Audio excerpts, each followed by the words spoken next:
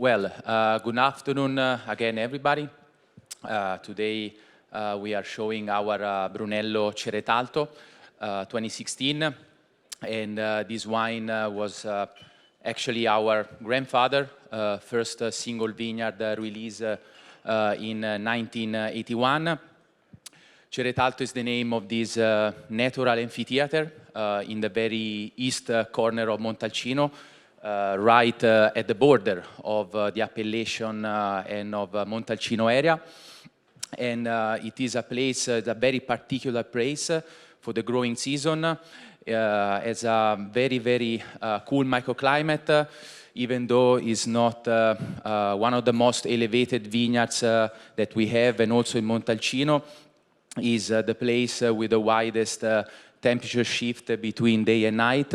So it is the warmest in the day, but even the coolest at night, with also a very singular, a very particular type of soil. Is very rich of quartz, a lot of iron, magnesium and manganese, with a little bit of clay as well.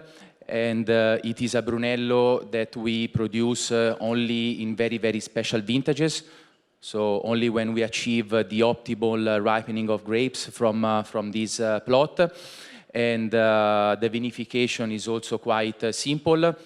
The 2016 is actually the second vintage we started fermenting this Brunello in cone-shaped wooden fermenters for about for a couple of weeks, and then we extended for a little longer the maceration.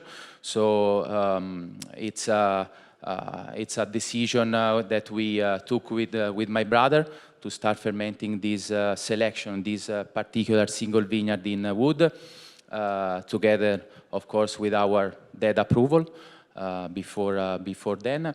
And it's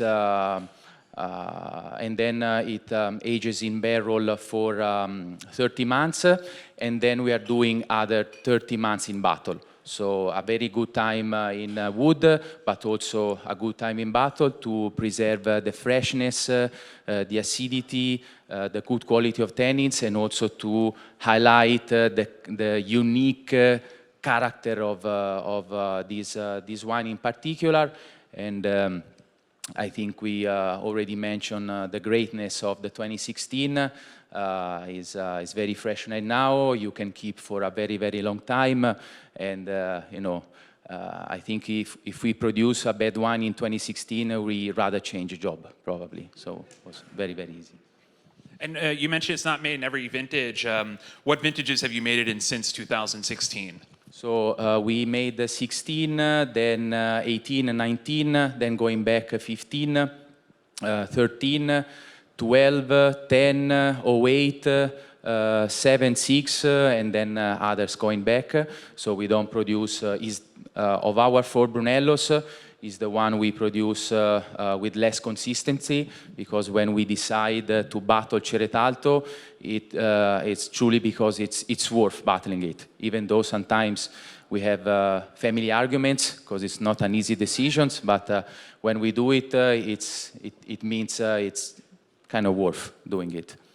And just from, you know, because I think about the area that this winery is located in, it's drastically different visually if you could see it. I mean, it's much more like, you know, fields and plains that you can see, more like brown grasses and such. When it comes to climate change, have you made many differences in your approach in the winery to try to counteract some of the effects? Yeah, I think we started with many different agronomical practices. For example, we are trying to prune the vineyards a little bit later. We also keep a good amount of grass as well, so to preserve, maintain, and keep a good moisture in the ground. Again, we don't like my friends, we don't use irrigation, so we kind of strive the vines to go as deep as possible, because in this ever-changing climate that we have every year, the deeper is the root system, and the better, the more balanced and the more complex are the wines.